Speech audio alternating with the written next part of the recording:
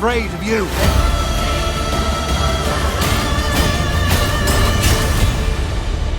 You should be.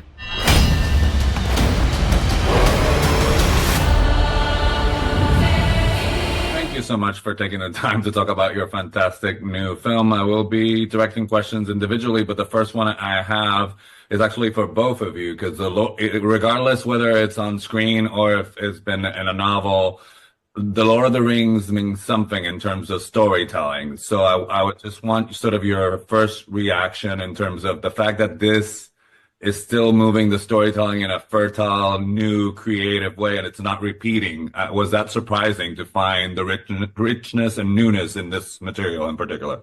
Gaia, if you can go first. I think that you could probably never stop making films with the world that Tolkien has written. It's so rich, it's so varied. I mean, this is basically a footnote story in, you know, a long line of incredible stories. So I think that the world that he's created is so powerful and so diverse that it can go in any direction at any time. So I don't think we'll ever stop, thankfully, having new stories from the Tolkien universe. Yeah, there's so many corners of that world that are still fairly untouched.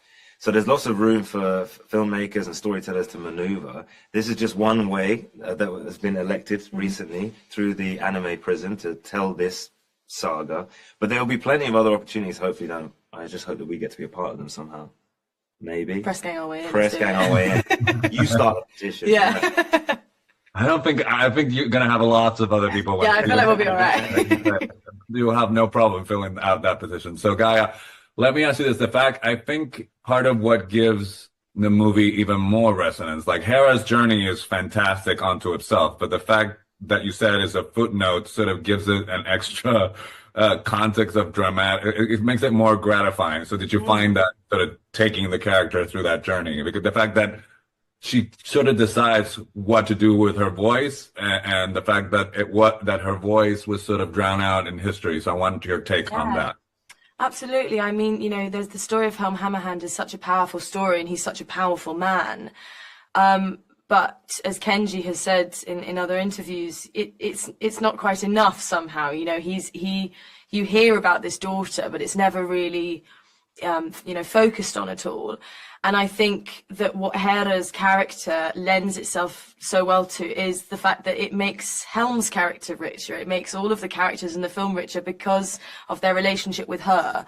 And I think she's learned so much from her father. She's also learned what not to do from her father. And it's wonderful that she doesn't listen to him, because, you know, it would end up very differently if she didn't listen to her soul and didn't follow the path that she follows. And I think that, you know, she has Frelaf, of course, as someone that I think she bases a lot of her opinions on loyalty on. But I think that she interacts so well with the other characters in the film, and they grow together and change together. And I think that's so wonderful. Okay, yeah, most definitely shows on screen. So Laurence, there's so much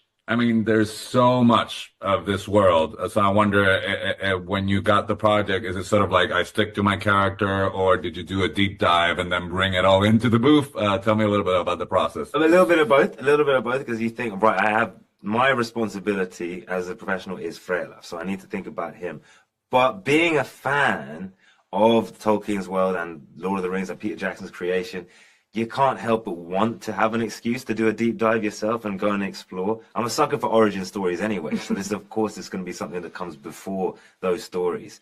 We also had the cheat code of Philippa Boyens. Yes, walking encyclopedia on our shoulders. Any questions we had about, what was the origin of this, or what does that word mean, or how does that translate, were answered immediately. So we would say we're on a fact-finding mission, but really we were just being inundated with info that we were very glad to intake from the people around us.